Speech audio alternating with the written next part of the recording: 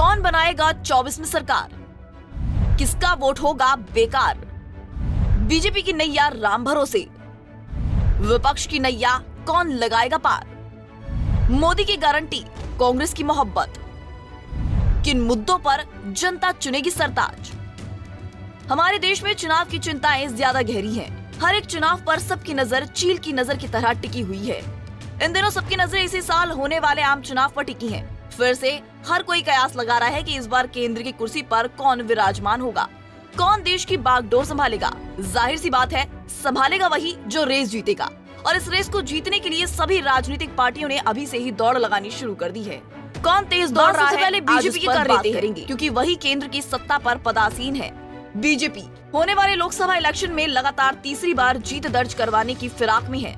इसके लिए वह पूरी तैयारियों में जुटी हुई है। चाहे अयोध्या के निर्माणाधीन राम मंदिर में मर्यादा पुरुषोत्तम भगवान श्री राम की मूर्ति की प्राण प्रतिष्ठा करनी हो, या फिर पीएम नरेंद्र मोदी के द्वारा महाराष्ट्र के नासिक में स्वामी विवेकानंद की जयंती पर 27वें नेशनल यूथ फेस्टिवल विकसित भारत @2047 का उद्घाटन किया जाना हो।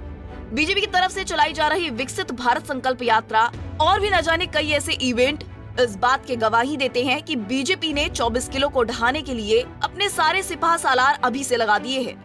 महाराष्ट्र के नासिक में पीएम मोदी के साथ 27वें नेशनल यूथ फेस्टिवल को संबोधित करते हुए केंद्रीय मंत्री और बीजेपी नेता अनुराग ठाकुर ने ये तक कह दिया कि 3 महीने के बाद प्रधानमंत्री नरेंद्र मोदी तीसरी बार प्रधानमंत्री बनने जा रहे हैं।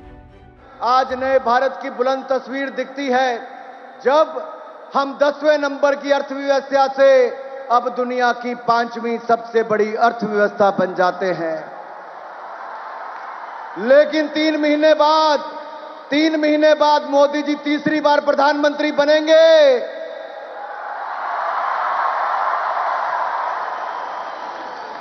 और जब तीसरी बार प्रधानमंत्री बनेंगे तो हम दुनिया की तीसरी सबसे बड़ी अर्थशक्ति बन जाएंगे।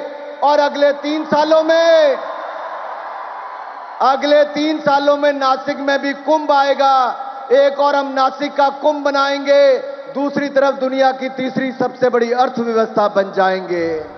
बीजेपी जनता के सामने अपनी उपलब्धियों का बखान कर रही है। आम चुनाव के लिए अपनी जमीन तैयार कर रही है। विपक्ष भी तैयारियों में जुटा है। इंडिया के नेता सीट शेयरिंग पर गहन मंथन कर रहे हैं। दिल्ली में आप और कांग्रेस सीट शेयरिंग के मसले पर 2 बार चर्चा भी कर चुकी है। हर कोई अपना तालमेल बिठाने में लगा हुआ है। राहुल गांधी 14 जनवरी से भारत जोड़ो न्याय यात्रा शुरू करने जा रही हैं। ये भारत जोड़ो यात्रा का दूसरा पार्ट है। कांग्रेस दावा कर रही है कि बीजेपी समाज को उन्माद की तरफ धकेल रही है, इसलिए उसे नफरत के बाजार में मोहब्बत की दुकान खोलनी है। बीजेपी की सरकार में लोग न्याय से वंचित हैं। कांग्रेस भारत जोड़ो न्याय यात्रा के माध्यम से लोगों को इंसाफ दिलाने का काम करेगी। महाराष्ट्र में तख्ता पलट के बाद से बाला साहब ठाकरे के बेटे उद्धव ठाकरे की मुश्किलें भी लगातार बढ़ती जा रही हैं।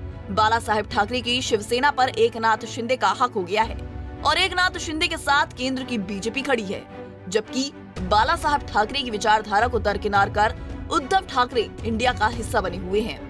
पूरब से पश्चिम, उत्तर से दक्षिण तक राजनीतिक सरगर्मियां काफी तेज हो गई हैं, क्योंकि 24 का इलेक्शन जो आ रहा है, सरताज कौन होगा ये जनता तय करेगी। Bureau report, Punjab Kesari TV. हमसे जुड़े रहने के लिए हमारे YouTube चैनल को सब्सक्राइब करें और नई वीडियो की नोटिफिकेशन के लिए बेल आइकॉन को दबाएं।